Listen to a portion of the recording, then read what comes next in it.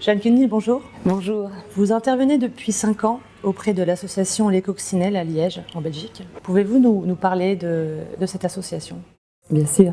L'association Les Coccinelles, qui est donc en province de Liège, est un centre de jour et un centre d'hébergement pour des personnes qui souffrent d'infirmités au niveau moteur et au niveau cérébral. C'est un centre qui met beaucoup de moyens pour apporter le plus possible d'autonomie et de bien-être à ces personnes. Voilà. Ce sont des personnes qui vont souffrir de multiples handicaps qui peuvent se combiner, s'additionner, donc dysphasie, dyslexie, hémiplégie. Certains souffrent de surdité, de malvoyance également, et en tout cas d'une immobilité au niveau corporel, principalement au niveau du bas du corps. Donc on pourrait dire que ces personnes sont principalement prisonnières de leur corps. Et pour quelle raison une association comme les Coccinelles fait appel à une sophrologue ? Comme je disais tout à l'heure, c'est une association qui est vraiment investie en recherche de mieux-être pour ces personnes, qui les considèrent vraiment comme des personnes qui ont droit à une vie mieux que ce qu'elles ont peut-être dans leur temps présent et qui d'année en année est en recherche, se remet en question. Donc par exemple, il y a de l'hypothérapie, il y a de nombreux massages qui sont déjà mis en place, mais ces personnes souffrent. Il faut savoir que ces multiples handicaps créent une souffrance en termes de stress qui dure toute la journée, des crispations corporelles, peu de possibilités de communication, de valorisation aussi en tant qu'être humain. Donc cette recherche de bien-être les a amenés à me contacter en me disant « Pensez-vous qu'il serait possible, avec la sophrologie, d'apporter un petit plus qui pourrait leur faire du bien ?» Donc évidemment, je n'ai pas hésité à répondre oui et à relever ce défi qui était nouveau pour moi. Et j'avais vraiment une envie profonde de travailler avec ces personnes. Et c'est un défi qui a été bien relevé, c'est pour ça que ça fait 5 ans que ça dure. Alors concrètement, comment adaptez-vous les entraînements sophrologiques auprès d'un public souffrant de handicap ? J'ai d'abord dû chercher comment adapter justement à ces personnes qui souffrent d'immobilité partielle et qui sont vraiment prisonniers de leur corps, qui sont amenés à être en posture assise tout au long de la journée, et comment les relaxer d'abord au-delà des mots. Donc là, j'ai cherché des musiques. Donc c'est une sélection de musiques choisies qui vont les aider à se sentir bien, qui vont leur permettre de se détendre. Après, ça a été une mise en place de comment adapter les techniques, les protocoles tels qu'ils existent et aller tout doucement vers prendre conscience de son corps au-delà des souffrances, des tensions, des crispations qu'apporte l'handicap et toutes les angoisses. Ce sont des personnes qui sont très angoissées parce qu'elles ont peu de moyens de communication. C'est quelque chose qu'il me fallait prendre en compte aussi. Et donc, je suis partie du principe que la conscience du corps réside en toute personne. Et j'ai adapté. Posture assise ou posture couchée, c'était un choix tout à fait libre pour chacun. Et puis, à prendre conscience petit à petit de la tête et puis progressivement du cou, de chaque partie du corps, qu'elle soit mobile ou immobile, mais en travaillant sur le principe de la respiration. Parce que la respiration est là en permanence, le fait de se sentir respirer, de sentir le cœur qui bat calme et fort à la fois, au final les amener à sentir que la vie était en train de circuler dans leur corps, dans différentes parties du corps et qu'ils pouvaient réunifier leur corps avec un sentiment de bien-être. Le sentiment de bien-être a été ce sentiment prédominant et tellement positif qui a permis de rebondir sur une suite de séances qui dure maintenant depuis 5 ans. Qu'avez-vous observé de particulier comme éventuellement changement en fait chez ces personnes ? Il y a des changements à différents niveaux. Alors au niveau corporel, je vais peut-être d'abord aborder ce point-là. C'est plus difficilement visible étant donné qu'il y a plus d'immobilité que de mobilité, mais toujours est-il que chacun a pu mettre en place le principe qui est un principe de base en sophrologie qu'on appelle IRTER, c'est donc inspirer, retenir l'air, créer une douce tension musculaire, expirer et puis relâcher. J'ai mis un principe que j'appelle le comme si. Donc pour toutes les personnes qui dans le groupe ont voilà, des parties du corps ou des membres qui sont tout à fait immobiles et où il n'y a aucune sensation, je les invitais à s'imaginer et à faire comme s'ils étaient en train de pouvoir le tendre, en train de pouvoir créer une tension musculaire. Et donc j'ai pu observer que les parties corporelles, les régions corporelles où ils pouvaient créer une tension étaient bien mises en tension. Les autres parties où ça n'était pas possible, ils ne le faisaient pas, mais qu'après, chacun était là en train de dire qu'il se sentait bien dans sa peau. Parfois c'est dit avec des mots, parfois c'est dit avec le langage corporel que j'ai appris aussi à décoder et nous avons établi aussi un mode de communication. Après, au niveau du mental, il y a des bénéfices qui se sont très vite fait sentir. C'est que pendant 1h30, qui est la durée de notre atelier de sophrologie, eh bien, toutes ces personnes n'expriment aucune douleur, n'expriment aucune tension et ne parlent que de moments positifs.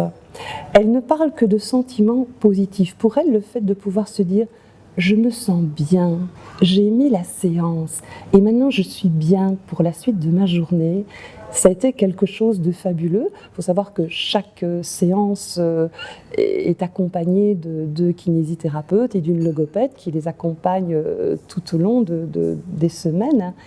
Et donc, ces personnes m'ont aidé aussi à pouvoir identifier et relever les changements, non seulement pendant la séance, mais encore après la séance. Donc, on a vu au fur et à mesure des mois et de ces années, il fallait avoir de la patience pour remarquer ces changements, que des capacités et des valeurs se sont installées. Donc ce sont des notions que j'ai amenées petit à petit aussi dans les séances, pour pouvoir leur expliquer qu'est-ce que c'était une valeur. Déjà, de se sentir bien dans son corps était une première valeur. Le fait de devenir un peu plus ami dans le groupe, le fait de savoir pardonner dans le groupe, ce sont des éléments qu'ils ont pu intégrer petit à petit. Ce sont des mots qu'ils ne pouvaient pas forcément s'approprier auparavant et qui, à un moment donné, ont pris du sens. Et ça a été très révélateur.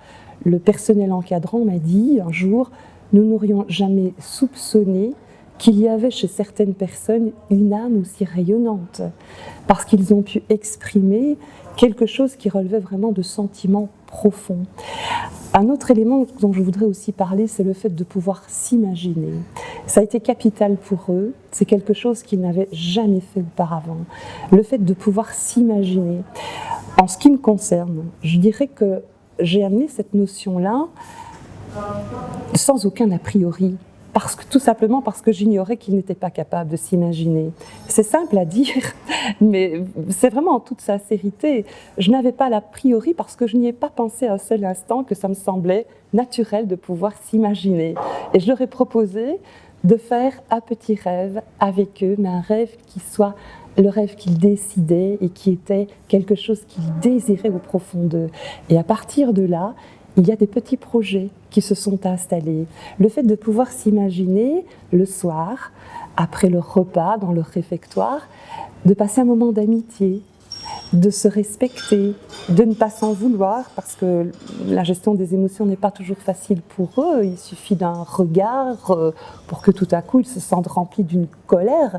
Eh bien, tous ces éléments négatifs, ils ont pu les évacuer, parce qu'il y a eu un autre mouvement qui a été mis en place. Alors maintenant, je dirais que un des grands cadeaux de cette aventure qui dure depuis 5 ans, c'est qu'ils ont énormément envie de continuer et de doubler même la fréquence. Donc nous allons passer à 2 séances mensuelles au lieu d'une. Donc la sophrologie va bien au-delà du corps, en fait. Ce que vous dites, c'est que vous les avez considérés sans jugement et leur avez proposé tout simplement d'entrer, de découvrir ce qu'il y avait à l'intérieur d'eux-mêmes. Exactement. Avez-vous un cas précis ou une personne qui vous a particulièrement marqué au long de ces 5 années ? J'aurais envie de parler de plusieurs personnes, mais je vais en choisir une parce qu'elle m'a vraiment marquée cette année. C'est un jeune homme qui s'appelle Guillaume. Alors, il faut savoir que Guillaume est quelqu'un qui est très agité, qui est sans cesse crispé. Je dirais que les 3 premières années, il a toujours eu besoin d'avoir quelqu'un à côté de lui, soit une des kinésithérapeutes, soit la logopède. Il avait besoin de cette sécurité à côté de lui. Et puis un jour, il a demandé, donc à ce moment-là, il était toujours en posture couchée, il a demandé de lui-même à être en posture assise. Alors déjà ça peut sembler anodin comme demande, mais il faut savoir que Guillaume est quelqu'un qui n'a pas vraiment au départ la capacité de faire des demandes qui lui sont propres. C'est un jeune homme qui répète des phrases ou des mots qu'il entend. Donc c'est son langage habituel. Donc il est très difficile de savoir si c'est juste une répétition ou si ça vient de lui. Et là nous avons pu identifier que c'était vraiment un mouvement qui lui était propre, un mouvement intérieur, parce qu'il s'est vraiment tout à coup relevé sur sa chaise et il a dit « je veux maintenant être assis pour ma sophrologie », avec les mots tels qu'il a pu les dire, mais c'était bel et bien cela. Donc nous en avons pris note. Depuis, il fait toutes ses séances en étant assis et il n'a plus jamais demandé à avoir quelqu'un auprès de lui. Donc nous faisons une réunion annuelle et nous avons pu, en tout cas vraiment pointer de manière tout à fait ferme et affirmative, ça n'était pas un hasard, c'est vraiment quelque chose qui s'est installé maintenant chez Guillaume. Il a pris une certaine autonomie par rapport à ses propres sentiments, en tout cas les sentiments qui font partie de son bien-être à lui et qui n'appartiennent qu'à lui. Une autre fois, il a pu nous exprimer à la fin d'une séance qu'il se sentait libre. C'est un mot que personne n'avait entendu de sa bouche auparavant. Était-ce parce que quelqu'un d'autre l'avait exprimé? C'est possible, mais là, il le ressentait, il se l'est approprié. Et maintenant, Guillaume, d'office, prend la parole quand nous sommes en fin de séance. Donc il y a une demi-heure qui est accordée pour que chacun puisse exprimer avec ses mots ou avec ses gestes le comment il se sent, comment il a vécu la séance. Et Guillaume, maintenant, est vraiment une personne dans le groupe qui s'exprime sans l'aide de personne d'autre. Donc c'est quelque chose de vraiment extraordinaire. Alors je rebondis justement sur ce que vous disiez sur la liberté, qui est une grande valeur de la sophrologie. Ça me fait penser à autre chose. Est-ce que cet entraînement sophrologique, justement, n'est pas une façon de leur faire découvrir la notion de la dignité ? Totalement, totalement.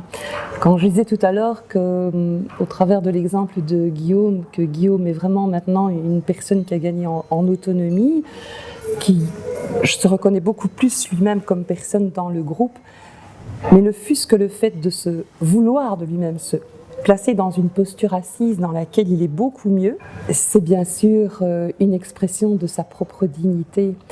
Le fait de se réunir en groupe avec ces valeurs de respect, de pardon, que ces valeurs restent encore au-delà des séances, que ça s'inscrive dans les journées qui vont suivre la séance, dans les semaines qui vont suivre ces rencontres.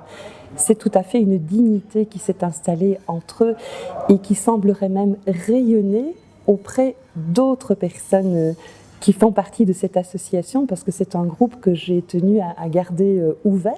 Et donc, régulièrement, de nouvelles personnes viennent s'ajouter au groupe parce que certains leur ont dit « la sophrologie, ça nous fait vraiment du bien ». Parfois, ils ne l'ont pas dit, mais certains l'ont vu. Et donc, il y a une dynamique dans ce groupe qui, petit à petit, est en train de changer. Et donc, dignité et liberté sont vraiment deux amis qui accompagnent ces personnes dans leur conscience et dans leur vie de tous les jours. Donc la sophrologie aurait apporté, en tout cas au Coccinelle, une sorte de mieux-être contagieux. Un mieux-être contagieux, parce que même maintenant, le personnel encadrant est demandeur. Tout à fait. Oui, vraiment. Merci beaucoup, Jeanne Cunil. Merci beaucoup.